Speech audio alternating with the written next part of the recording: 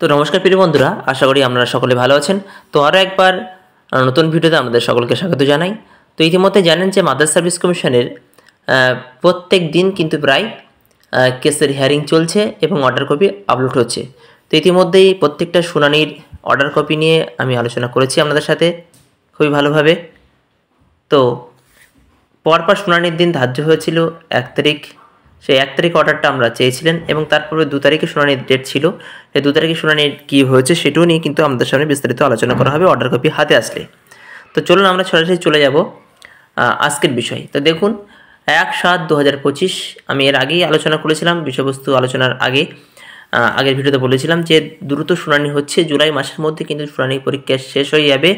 প্রায় শেষ পর্যায়ে এসে গেছে। 1 তারিখে যে অর্ডার কপিটি আপলোড হয়েছে সেটি কিন্তু আমাদের সামনে উপস্থান করেছি এবং এখানে অর্ডার কপিটি পড়লে আমরা বুঝতে পারবেন যে জুলাই মাসে কিন্তু এই মামলার নিষ্পত্তি হতে চলেছে। অর্থাৎ চাকরি কিন্তু যারা ইতিমধ্যেই কোয়ালিফাই করেছিলেন তাদের বিষয়টি সুরাও হয়ে যাবে।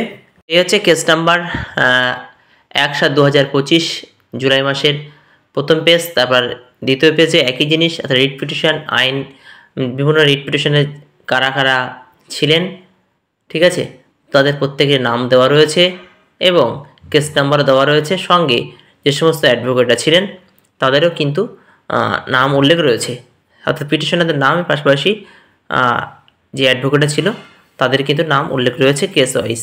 তো ইতিমধ্যেই অনেকগুলো শুনানি হয়ে গেছে, পরপর শুনানি হয়েছে। তারপরে কিন্তু আবারও জুলাই মাসে পরপর শুনানি ডেট রেখেছেন। এই মামলার কিন্তু দ্রুত নিষ্পত্তি হতে চলেছে। তো এবার চলে যাব পরের পেজ। দেখুন পরের পেজে the state of West Bengal and others, যারা যারা ছিলেন সেই বিষয়বস্তু একই বিষয়বস্তু।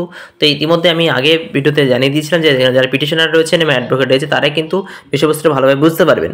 তাছাড়া কিন্তু আমরা সাধারণ যারা ভিডিও করি এবং আপনারা যারা আছেন তারা কিন্তু অতটা বুঝতে পারবেন না যে কোন কেসের কোন বিষয়বস্তু, কোন রিট পিটিশন, ঠিক আছে, কোনো একটা 2024, কোনোটাই তার সাথে রিলেটেড 2025, এমনভাবে অ্যাডজাস্ট করে সমস্ত পক্ষের বক্তব্য কিন্তু বিচারপতি মহাশয় শুনছেন এবং সমস্ত একই বিষয়বস্তু অন্তর্গত যে রিট পিটিশনগুলো সেগুলো একসাথে রেখে তাদেরকে কিন্তু শোনা হচ্ছে।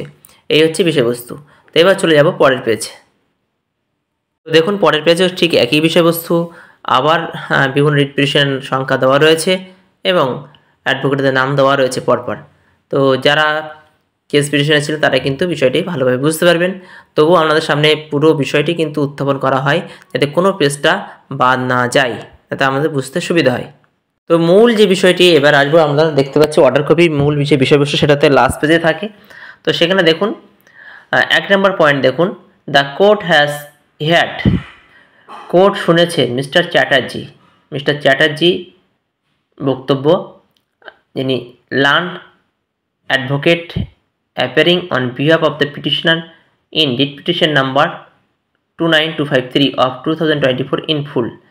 The court has heard, the court শুনেছে মিস্টার চ্যাটার্জি লার্ন অ্যাডভোকেট বিশিষ্ট আইনজীবী appearing on behalf of the petitioner যে লড়াই করেছিলেন writ petition 29/253 number of 2024 in full, পুরো বিষয়বস্তু তিনি কিন্তু শুনেছেন। অর্থাৎ বিচারপতি মহাশয় মিস্টার চ্যাটার্জির যে সিনিয়র আইনজীবী তার বক্তব্য পুরোপুরি শুনেছেন রিট পিটিশন 29/253 ভালোভাবে শুনেছেন।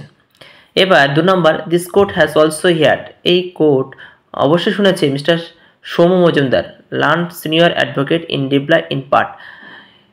এখানে রিপ্লাই ইন পার্ট মানে আংশিক অংশ শুনেছেন সৌম্য মজুমদারের কথা, তার বক্তব্য যা ছিলেন সেটি কিন্তু আংশিক অংশ শুনেছেন। অর্থাৎ মিস্টার চ্যাটার্জির যে রিট পিটিশন 29/253 সে পুরোপুরি শোনা হয়ে গেছে। মিস্টার সৌম্য মজুমদারের যে বক্তব্য তিনি আংশিক শুনেছেন। আবার দেখুন, let the matter be listed tomorrow, that is on July 2, 2025। দেখতে পাচ্ছেন যে July 2, 2025 কিন্তু আবার লিস্টেড হয়েছে মামলাটি for further consideration with the mark 2 PM under the same heading. অর্থাৎ একই হেডিং, একই মাদার সার্ভিস কমিশন, একই রেজলিউশন, সব কিছুই কিন্তু একই অনুযায়ী কিন্তু 2 তারিখে আবার নির্ধারিত 2টোর সময় কিন্তু কেসটি ওঠার কথা আছে। তো এই হচ্ছে পুরো অর্ডার কপি। তো 2 তারিখে অর্ডার কপিটা যে শুনানি হয়েছে সেই অর্ডার কপিটা আসলে আমাদের সামনে কিন্তু শেয়ার করা হবে। তো বিষয়বস্তু বুঝতে পারছেন, আমি বলেছিলাম যে দ্রুত শুনানি শেষ হবে, পরপর সব কিছু শোনা হচ্ছে। তো নির্ধারিত টাইমে কিন্তু আমাদের বিচার পরীক্ষা অর্থাৎ জুলাই মাসে আপনারা কিন্তু রায়দান পেয়ে যাবেন এই কেসের। ঠিক আছে, সকলে ভালো থাকবেন, সুস্থ থাকবেন এবং অবশ্যই আপনাদের ভালো লাগলে অবশ্যই কমেন্ট করবেন।